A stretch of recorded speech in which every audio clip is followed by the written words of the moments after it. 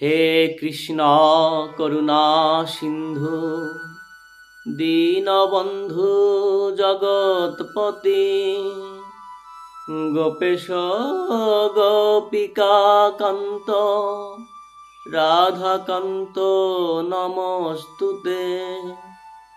হে কৃষ্ণ করুণা সিন্ধু দীনবন্ধু জগৎপতি গোপেশ গোপিকা কান্ত রাধাকান্ত নমস্তুতে।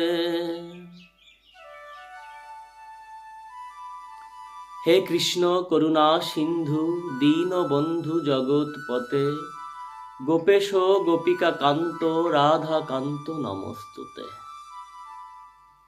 এই যে ভগবান শ্রীকৃষ্ণের প্রণাম মন্ত্র প্রত্যেকটা ক্ষণে ক্ষণে প্রত্যেকটা মুহূর্তে আমাদের দরকার। আমরা যখনই ভগবান শ্রীকৃষ্ণের প্রণাম করতে যাব, প্রণামের সময় মনে মনে এই মন্ত্র উচ্চারণ করে আমরা প্রণাম করব। ভগবান শ্রীকৃষ্ণের যদি বিগ্রহ সামনে নাও থাকে, মনে মনে এই মন্ত্র স্মরণ করে তার চরণে আমরা প্রণাম নিবেদন করব। প্রত্যেকটা কাজে আমাদের ভগবানকে স্মরণ করা উচিত। অনাদির আদি গোবিন্দ সর্বকারণ কারণ, সেই জগৎপতি কৃষ্ণ, তার প্রণাম মন্ত্র অবশ্যই আপনারা মুখস্থ করুন, সদাই সর্বক্ষণ মনে মনে জপ করুন।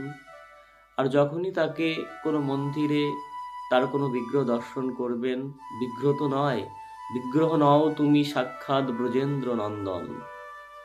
আমরা বলি যে পাথরের মূর্তি, মাটির মূর্তি, এই মূর্তি কিন্তু মিন্ময় থেকে চিন্ময় হতে টাইম লাগে না। মুহূর্তের মধ্যেই ভক্তের কাছে তিনি ধরা দেন, সেকেন্ডের মধ্যেই তিনি মিন্ময়ের মধ্যে চিন্ময় আত্মা রূপে ধরা দেন।